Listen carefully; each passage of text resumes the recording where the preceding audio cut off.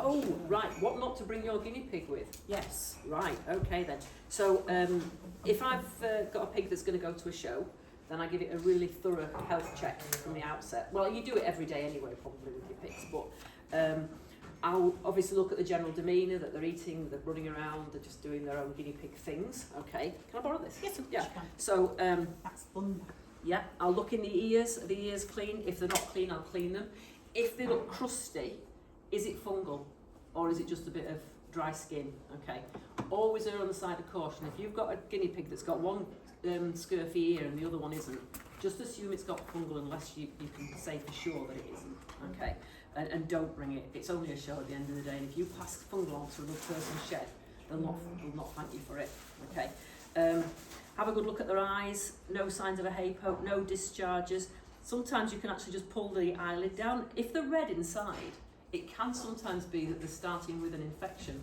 So if there's any redness in the eye, even if it's not oozing, then you don't want to be bringing it then. Okay. Its eyelids shouldn't turn in, so they should be bright. They should be bold, just like as a judge is looking for. Nasal discharges.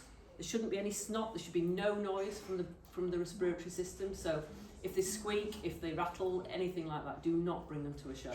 Okay.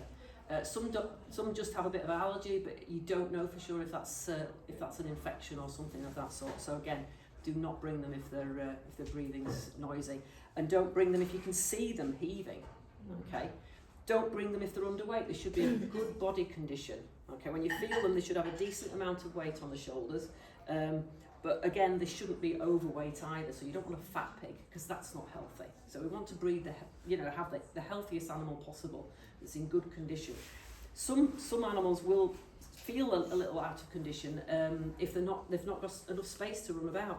So actually having a larger enclosure so they can move around, although they maybe don't put so much weight on, which you might like. A lot of the top breeders like to have a very heavy pig. It's actually not in their benefits. It's not benefiting the animal being heavy.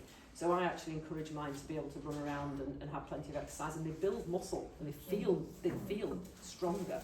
So that's quite important. I'll obviously check the nails. Oh, we've got nails. Hazel, very long nails.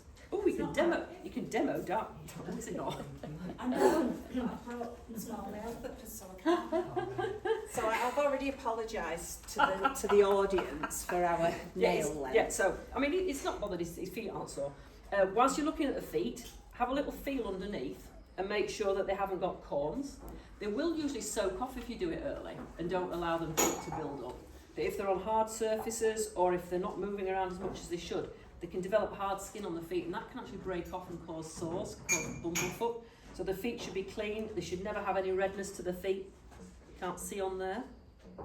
Anyway, because you've got black feet. Oh, you're lovely, aren't you? As Hazel mentioned before, check the teeth. So they should have an even pair of teeth. They should be the same top and bottom. Okay, they shouldn't have one tooth longer than the other. They shouldn't have a twisted tooth. I have seen, whilst I've been judging pets, animals with poorer body condition, and the teeth actually have been a problem. The incisor teeth, the front teeth, are often a sentinel for problems further back as well. So if they start getting long teeth at the front, it can mean that there's problems further back. Sometimes it is just cage chewing and they can live with that. But if they have dental disease further back, then often it means there's discomfort somewhere, pain, and that's often why they don't eat, then the teeth get longer. So you've got to think about that. And any drool around the mouth can also be a sign of illness. Don't bring them to a show if they're drooling, unless they just had some melon. I give mine a little feel of the tummy, and they're usually relaxed as well. They shouldn't have any discomfort there. And look over the whole pig for any signs of hair loss. Okay, if they are grooming excessively, then sometimes it can mean they're itchy. So have a good look through. Difficult on a pig this colour. A little scurf. I've got teddies. Hey, they're scurfy. The way I deal with my teddies being scurfy now is just to blow dry the coats. Just cold air, and that takes the scurf off. For a self, you can just bath. Vosine's great, as Hazel's mentioned there. You can check for static. That's the little tiny little, black pig, it looks white. On a white pig, it'll look black. But they're just little lice. They don't bother the guinea pig. but they're unattractive and they detract from the your show points. If the judge sees those, they'll be penalised accordingly. But if you put your staticky pig next to it, in the pen next to a pig that's not got static, then the whole shed of the next person's going to have static. And then you have to bathe them regularly to try and control that. Running lice, big no-no.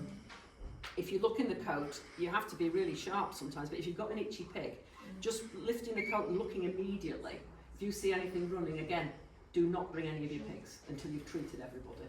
That goes for respiratory diseases and things like that as well. If you've got one pig in your shed that's coughing, sneezing, unless it's isolated in a separate airspace, so a different shed, then you shouldn't be bringing any animals to the show. It'll be a good few years back, I got several calls after one of the Bradford shows at Harrogate, and multiple people were having their sheds going down with chlamydia. And somebody had brought a pig, I know who it was, but somebody had brought pigs to the show knowing full well that he had respiratory disease in his shed, and he passed it on to at least 3, 4, maybe 5 other sheds, just simply by doing that. You don't know on the day, but it's when you go back and all of a sudden pigs start getting sick. On your chest? Respiratory disease, yeah. It causes abortions, it causes stillbirths, can just cause a sticky eye. Just a simple sticky eye can be. If you've got, if you have a shed that's had the disease, then the pigs in that shed will develop immunity. It's a bit like all us with a common cold and flu and things like that. We don't get really sick, okay? But if you expose animals that haven't been exposed previously, then it can decimate the population. You can lose dozens of pigs, or half, 3/4 of your animals, and you lose all your breeding stock as well because it hits the breeding stock. Those infertility in boars as well. That's another thing that happened. A lot of them found that the boars weren't producing afterwards. So we owe it to each other to make sure that no pig that comes to a show is knowingly unwell or has shown any signs for at least a couple of weeks. So if it's been sick, leave it 2 weeks before you even think about it. With fungal, obviously you need to treat aggressively, treat the environment. Does everyone know what to do with fungal? I mean, most of us have had it, don't we? I mean, if it's a small area, I'll treat topically, put them in a plastic cage, disinfect if you've got wooden cages, then you have to really thoroughly disinfect. Whether or not you get all the spores away, I don't think so, probably. But it's coming in with hay all the time. If you've got a bit of damp hay, you'll get fungal from time to time. Babies can